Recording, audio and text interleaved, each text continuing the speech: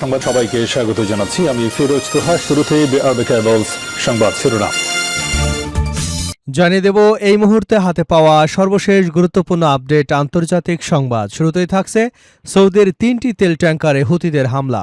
ইয়েমেনের হুতিদের সংগঠন আনসারুল্লাহ সূত্র দাবি করেছে, গত 48 ঘণ্টায় বাবাল মান্দাব প্রণালীতে 3টি সৌদি তেলবাহী ট্যাংকারকে লক্ষ্য করে হামলা চালিয়েছে ইয়েমেনের সশস্ত্র বাহিনী। এবারে জানাবো, যুদ্ধ কখন শেষ হবে তা যুক্তরাষ্ট্র নয়, ইরান নির্ধারণ করবে।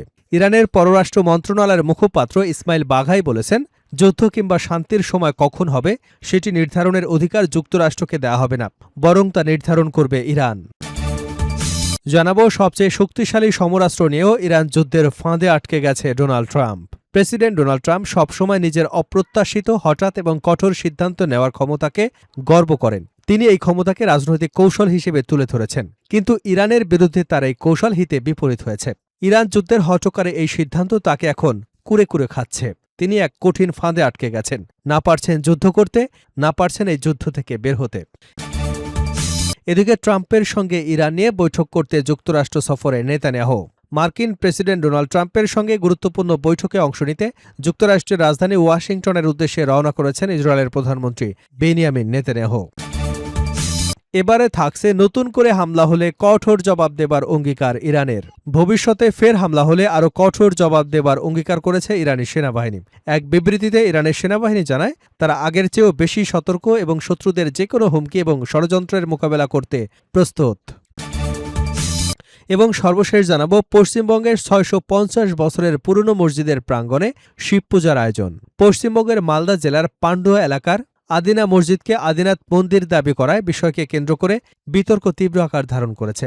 চলতি বিধানসভার বাদল অধিবেশনে বিজেপির রাজারহাটের বিধায়ক অরুণজ্যোতি দেওয়ারি আদিনা মসজিদকে মন্দির দাবি করে বিতর্কিত বিষয়টিকে সামনে আনেন। এরপর আদিনা মসজিদ না আদিনাথ পুরাতন শিব মন্দির, এই বিতর্কের মাঝে আদিনাথে শিব পূজার আয়োজন করা হয়েছে। প্রিয় দর্শক, এই বিষয়টিকে আপনি কিভাবে দেখছেন? দয়া করে আপনার মূল্যবান মতামত কমেন্টসে জানিয়ে যাবেন। এতক্ষণ শুনছিলেন সংবাদ শিরোনাম, এবার থাকছে পুরো সংবাদ। অনুরোধ থাকবে, ভিডিওতে একটি লাইক দিন, কমেন্টস করে জানিয়ে দিন এই ভিডিওটি আপনি কোন জেলা থেকে দেখছেন। সৌদির 3টি তেল ট্যাংকারে হুতিদের হামলা। ইয়েমেনের হুতিদের সংগঠন আনসারুল্লাহ সূত্র দাবি করেছে, গত 48 ঘণ্টায় বাবাল মান্দেব প্রণালীতে 3টি সৌদি তেলবাহী ট্যাংকারকে লক্ষ্য করে হামলা চালিয়েছে ইয়েমেনের সশস্ত্র বাহিনী। গত সোমবার থেকে কার্যকর হওয়া সামুদ্রিক অবরোধের কারণে সৌদি সংশ্লিষ্ট অন্তত 16টি জাহাজ প্রণালী অতিক্রম না করেই ফিরে গেছে এবং এরপর থেকে কোনো সৌদি তেলবাহী ট্যাংকারই ওই কৌশলগত জলপথ পার হতে পারেনি। সূত্রটির ভাষ্য, সৌদি জাহাজের উপর নিষেধাজ্ঞা এখনও বহাল রয়েছে এবং কোনো জাহাজকে পার হতে দেওয়া হবে না। এদিকে আনসারুল্লাহ সামরিক মুখপাত্র ব্রিগেডিয়ার জেনারেল ইয়াহিয়া সারি দাবি করেছেন, আল জাওয়াব প্রদেশের আকাশে অভিযানে থাকা সৌদির একটি তুরস্কের তৈরি বাইরাক্তার আকিঞ্জি সশস্ত্র নজরদারি ড্রোন ভূপাতিত করা হয়েছে। তিনি বলেন, ইয়েমেনের সার্বভৌমত্ব লঙ্ঘনের যে কোনো প্রচেষ্টা প্রতিহত করা হবে। যুদ্ধ কখন শেষ হবে তা যুক্তরাষ্ট্র নয়, ইরান নির্ধারণ করবে। ইরানের পররাষ্ট্র মন্ত্রণালয়ের মুখপাত্র ইসমাইল বাঘাই বলেছেন, যুদ্ধ কিংবা শান্তির সময় কখন হবে সেটি নির্ধারণের অধিকার যুক্তরাষ্ট্রকে দেওয়া হবে না, বরং তা ইরান নির্ধারণ করবে। জাতীয় নিরাপত্তা ও স্বার্থ রক্ষায় যতদিন প্রয়োজন ততদিন আত্মরক্ষা অব্যাহত রাখবে ইরান। সোমবার তেহরানের সাপ্তাহিক সংবাদ সম্মেলনে তিনি এ মন্তব্য করেন। খবর আল জাজিরার। সংবাদ সম্মেলনে পাকিস্তান এবং কাতারের মধ্যস্থতায় যুক্তরাষ্ট্রের সঙ্গে সম্ভাব্য যুদ্ধবিরতি ও আলোচনার পরিকল্পনার সম্পর্কে প্রশ্ন করা হলে বাঘাই বলেন, তারা কিভাবে যুদ্ধ পরিচালনা করবে আমি জানি না। যে যুদ্ধের লক্ষ্য ছিল ইরানকে আত্মসমর্পণে বাধ্য করা, সেই যুদ্ধে 5 মাস পরও তারা নিজেরাই গভীর সংকটে আটকে আছে। তিনি বলেন, জায়োনিস্ট শাসন ব্যবস্থাকে সঙ্গে নিয়ে যে পরিস্থিতি তারা নিজেরাই সৃষ্টি করেছে, এখন সেই সংকট থেকেই বের হতে পারছে না। বাঘাই জোর দিয়ে বলেন, ইরানের কাছে সবচেয়ে গুরুত্বপূর্ণ বিষয় হল দেশের জাতীয় স্বার্থ। একটি দেশের বিষয়ে সিদ্ধান্ত নেওয়া বহু অজানা সমীকরণ নয়। আমাদের জন্য সবচেয়ে গুরুত্বপূর্ণ হল নিরাপত্তা এবং জাতীয় স্বার্থ, আর এ সংক্রান্ত সিদ্ধান্ত নির্ধারিত প্রক্রিয়ার মাধ্যমে নেওয়া হয়। তিনি আরও বলেন, যুদ্ধ ও শান্তির সময় নির্ধারণের ক্ষমতা আমরা যুক্তরাষ্ট্রকে দেব না। যতদিন প্রয়োজন ততদিন আমরা আত্মরক্ষা চালিয়ে যাব। যুক্তরাষ্ট্র ইসরায়েল 28 ফেব্রুয়ারি ইরানের বিরুদ্ধে অবৈধ আগ্রাসন শুরু করে। তবে 40 দিন পর অর্থাৎ 8 এপ্রিল ইরানের প্রতিরোধ এবং পাল্টা অভিযানের মুখে তারা যুদ্ধবিরতি মেনে নিতে বাধ্য হয়। এরপর 17 জুন পাকিস্তানের মধ্যস্থতায় তেহরান ও ওয়াশিংটন শত্রুতা বন্ধ এবং পরবর্তী আলোচনার প্রস্তুতির লক্ষ্যে একটি সমঝোতা স্মারক স্বাক্ষর করে। তবে ইরানে আবারও হামলা চালিয়ে যুক্তরাষ্ট্র ওই সমঝোতার সব শর্ত লঙ্ঘন করে। এই পরিপ্রেক্ষিতে ইরানও মধ্যপ্রাচ্যে অবস্থিত মার্কিন সামরিক ঘাঁটি ও সরঞ্জাম লক্ষ্য করে কঠোর পাল্টা হামলা চালায়। সবচেয়ে শক্তিশালী সমরাস্ত্র নিয়েও ইরান যুদ্ধের ফাঁদে আটকে গেছে ট্রাম্প। প্রেসিডেন্ট ডোনাল্ড ট্রাম্প সবসময় নিজের অপ্রত্যাশিত, হঠাৎ ও কঠোর সিদ্ধান্ত নেওয়ার ক্ষমতা নিয়ে গর্ব করেন। তিনি এই ক্ষমতাকে রাজনৈতিক কৌশল হিসেবে তুলে ধরেছেন। তার হঠাৎ ও কঠোর পদক্ষেপ নেওয়ার মানসিকতা শত্রু এবং মিত্র উভয় পক্ষকেই হতচকিত করে দেয়। কিন্তু ইরানের সঙ্গে চলমান সংঘাত এখন তার প্রশাসনের জন্য বড় ধরনের রাজনৈতিক ও কৌশলগত সংকটে পরিণত হয়েছে। কিন্তু সাম্প্রতিক সপ্তাহগুলোতে পরিস্থিতি বদলে গেছে। এখন মনে হচ্ছে তিনি এমন একটি যুদ্ধে আটকে গেছেন যেখান থেকে বের হবার পথ তিনি নিজেই খুঁজে পাচ্ছেন না। তিনি তার ক্ষমতার এমন সীমাবদ্ধতা আবিষ্কার করেছেন যা তিনি ২৮শে ফেব্রুয়ারি পূর্ণাঙ্গ যুদ্ধ অভিযান শুরু করবার সময়ও কল্পনা করতে পারেননি। ইরানের পারমাণবিক কর্মসূচি ধ্বংস করা, দেশটির সরকার পরিবর্তনের লক্ষ্য নিয়ে ট্রাম্প বড় ধরনের সামরিক অভিযান শুরু করেছিলেন। তবে ৫ মাস পরও তার ঘোষিত লক্ষ্যগুলো পূরণ করা সম্ভব হয়নি। ব্যাপক সামরিক শক্তি প্রয়োগ করেও ইরানের কাঙ্ক্ষিতভাবে নিয়ন্ত্রণে আনতে পারেনি তিনি। ফলে নতুন করে বড় ধরনের সামরিক অভিযানে যাওয়ার বিষয়ে ট্রাম্প এখন দ্বিধায় রয়েছেন।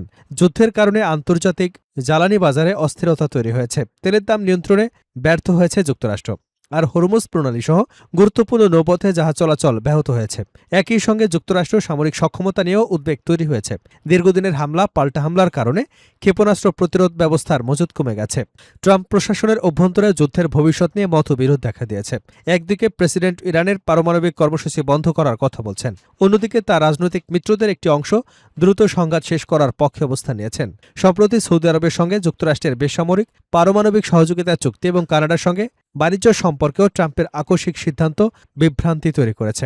প্রথমে ট্রাম্পের জ্বালানি মন্ত্রী সৌদি আরবের সঙ্গে বেসামরিক পারমাণবিক শক্তি সহযোগিতা নিয়ে একটি ঐতিহাসিক চুক্তি স্বাক্ষর করেন।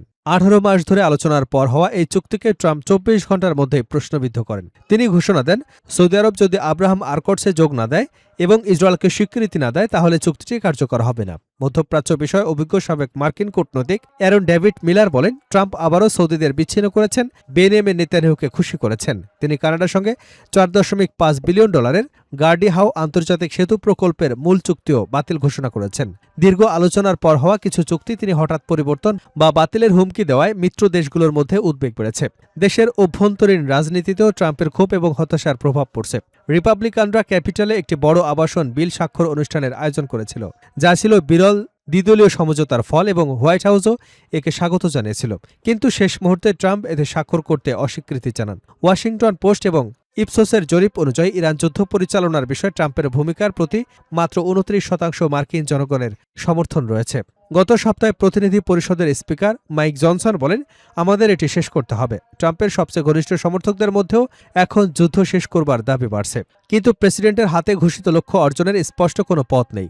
বিজয়ের কোনো সুস্পষ্ট কৌশল ছাড়াই যুদ্ধ প্রবেশ করবার পর এখন সম্মানজনকভাবে বের হওয়ার পথ খুঁজছেন তিনি। ট্রাম্পের সঙ্গে ইরান নিয়ে বৈঠক করতে যুক্তরাষ্ট্র সফরে নেতানিয়াহু। মার্কিন প্রেসিডেন্ট ডোনাল্ড ট্রাম্পের সঙ্গে গুরুত্বপূর্ণ বৈঠকে অংশ নিতে যুক্তরাষ্ট্রের রাজধানী ওয়াশিংটনের উদ্দেশ্যে রওনা হয়েছেন ইসরায়েলের প্রধানমন্ত্রী বেনিয়ামিন নেতানিয়াহু। সফরের আগে এক ভিডিও বার্তায় তিনি জানান, বৈঠকের আলোচ্যসূচির শীর্ষে থাকবে ইরান। সোমবার দুপুরে ইসরায়েলের দক্ষিণাঞ্চলের নেভাতিম বিমান ঘাঁটি থেকে সরকারি উড়োজাহাজ উইং অব জায়ানে যাত্রা শুরু করেন নেতানিয়াহু। খবর টাইমস অফ ইসরায়েলের।